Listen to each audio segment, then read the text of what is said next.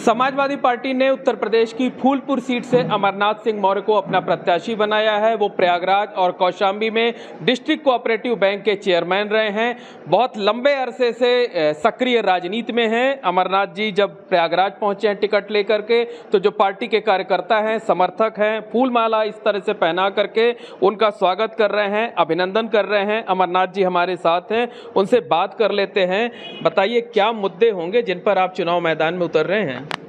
सबसे पहले मैं आपको धन्यवाद देता हूं कि आपने मुझे बोलने का अवसर दिया।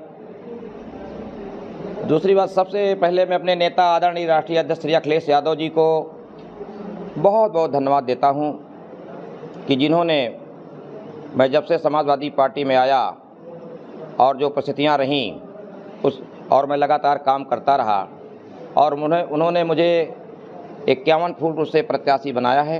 इसलिए अपने राष्ट्रीय अध्यक्ष माननीय अखिलेश यादव जी का बहुत बहुत धन्यवाद देता हूं। क्या मुद्दे होंगे, किन मुद्दों पर लोगों के बीच जा रहे हैं, वोट मांग रहे हैं आप? देखिए, आज जो समाजवादी पार्टी के पास बहुत मुद्दे हैं। पहले उन मुद्दों को तो बात करूंगा। जो आज ये भारतीय जनता पार्टी है, ये झूठ पर झूठ बोल करके 2014 में आई थी और जिन्होंने ये अपने मैनिफेस्टोल में दिया था, उनके एक भी वादे पूरे नहीं हुए हैं।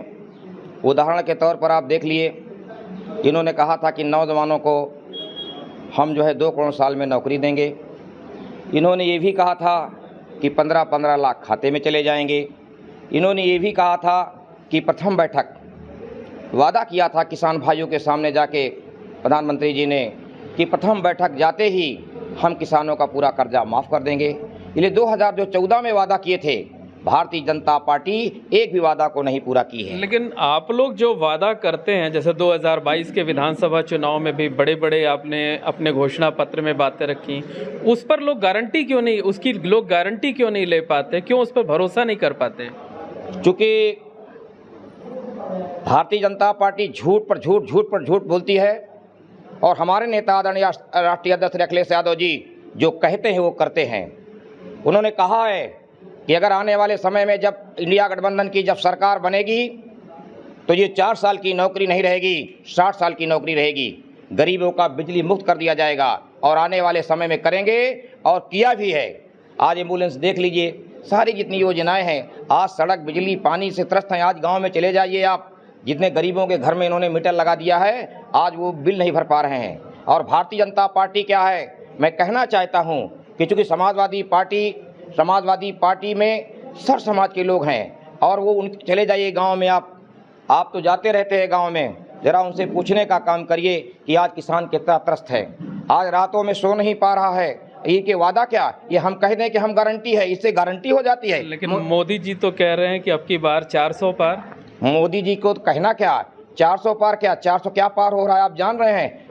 400 पार कहने से थोड़ी ना हो जाता है कि 400 पार 400 पार 400 पार रटने से कुछ नहीं हो जाता है।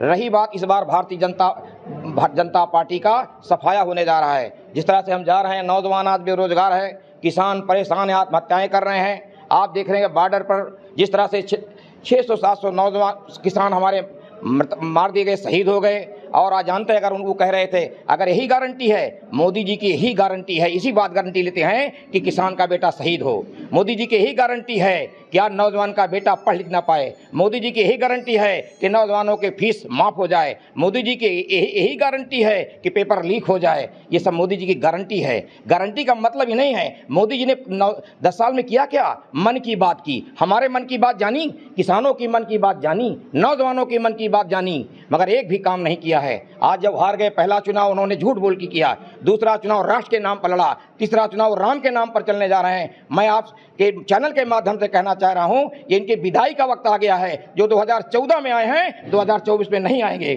तो राम मंदिर तो एक बड़ा मुद्दा है इस चुनाव में। राम सबके आराध्य हैं, राम सबके आराध्य हैं। कौन कहता राम आराध्य नहीं है? रोजी, कपड़ा और मकान भी चाहिए, ये हमारी आवश्यकता है। राम की हम सब करते हैं, हमारे लिए हिंदू, मुस्लिम, सिख, ईसाई हम सब हैं यो भाई भाई का नारा दे करके समाजवादी पार्टी के नेता आदरणीय अखिलेश यादव जी आज जिस तरह से देख रहे हैं, आज चयनित चुनित व्यक्ति आज जेल के अंदर जा रहा है।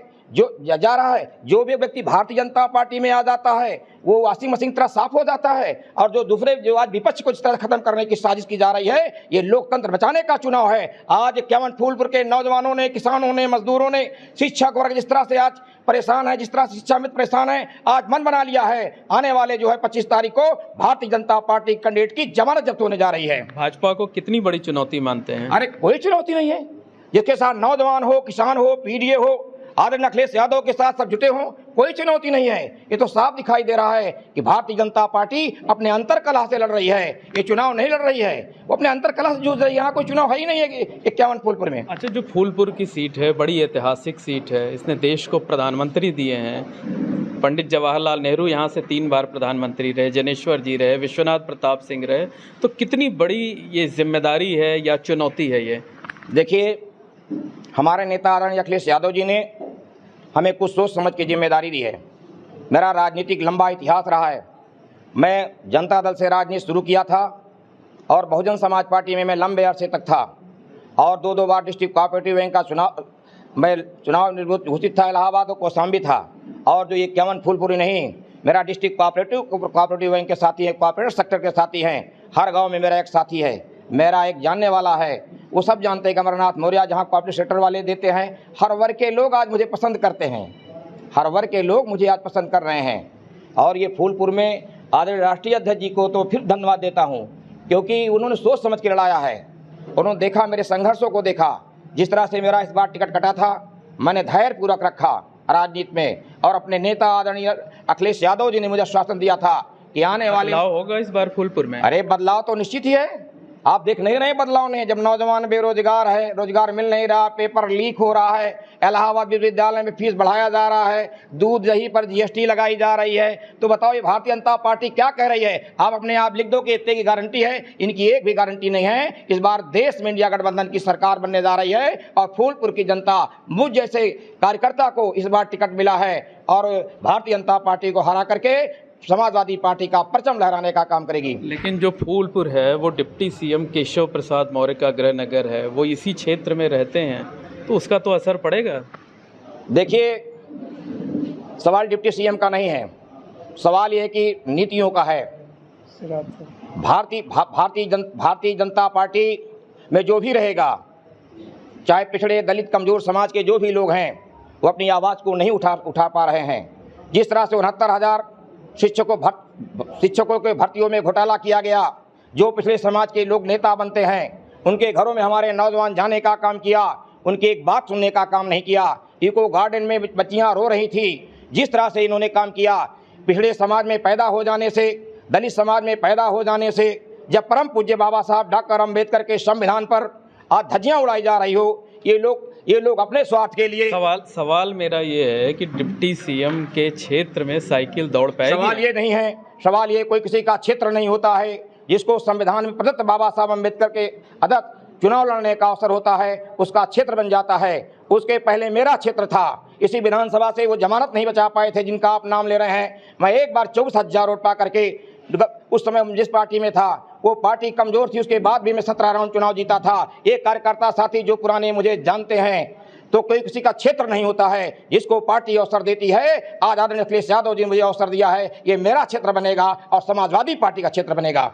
निश्चित तौर पर यह हैं अमरनाथ सिंह मौर्य, जो कि समाजवादी पार्टी से उम्मीदवार हैं। उनका कहना है कि वो बेरोजगारी, महंगाई जैसे मुद्दों पर चुनाव लड़ेंगे और भारतीय जनता पार्टी के कमल को इस बार फूलपुर में नहीं खिलने देंगे।